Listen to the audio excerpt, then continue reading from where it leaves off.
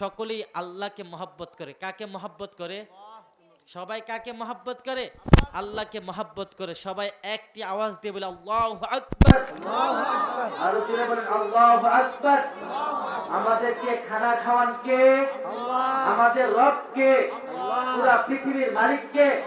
সুস্থকে অসুস্থ করেন কে? অসুস্থকে সুস্থতা করেন কে? ওই আল্লাহ।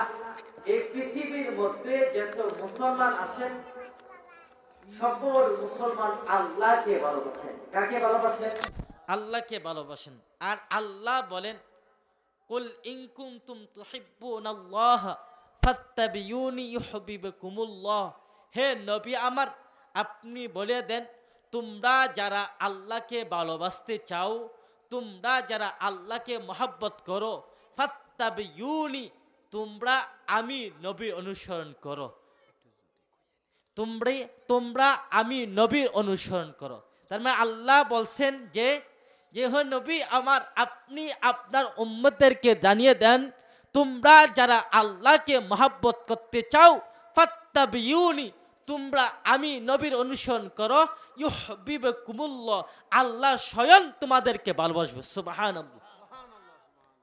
আল্লাহ বলেন নবী আমার, আপনি বলে দেন তোমরা যত মুসলমান আছো, যত আমার উম্মতরা আছো, সবাই আল্লাহ বলছেন যে আল্লাহকে ভালোবাসতে চাইলে আমি নবীর অনুসরণ করো। আর আমি নবীর অনুসরণ করলে আল্লাহ স্বয়ং তোমাদেরকে ভালোবাসবে এবং তোমাদের গুনাহসমূহকে মাফ করে দিবে। সুবহানাল্লাহ। নবী করিম হাদিসের মধ্যে বলেন মান আহাব্বা সুন্নতি ফাকাদ আহাব্বানি ওয়া মান আহাব্বানি কানা মাই ফিল জান্নাহ।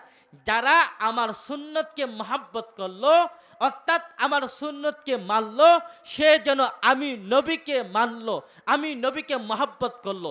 আর যে আমি নবীকে মহব্বত করলো সে আমার সাথে জান্নাতে চলে গেল। নবীর কথা। আল্লাহ বলেন ও নবী আমার, আপনি বলে দেন তোমরা যারা আল্লাহকে ভালোবাসতে চাও আমি নবীর অনুসরণ করো। নবী বলে তোমরা যারা আমি নবীর সাথে জান্নাতে থাকতে চাও তোমরা আমার সুন্নতকে মানো, আমার অনুসরণ করো। তাহলে আল্লাহ রাজি হবে, নবীও রাজি হবে, নবীও সন্তুষ্টি হবে, আল্লাহ সন্তুষ্টি হবে। আর আল্লাহ নবী সন্তুষ্টি হলে আমাদের ঠিকানা কোথায় হবে? কোথায় হবে?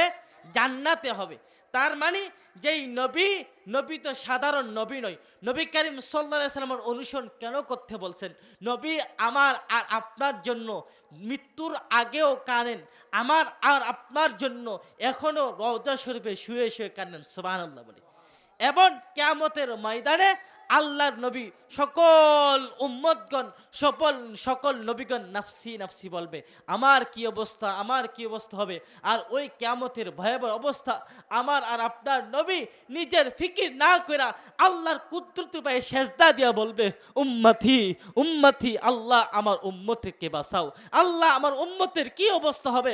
আল্লাহর তাআলার কুদরতি পায়ে সেজদা দিয়া আল্লাহ তাআলাকে বলবে, হায় আল্লাহ, যদি আমার একটা উম্মত জাহান্নামে চলে যায় আমি নবী জান্নাতে প্রবেশ করব না। সুবহানাল্লাহ বলি।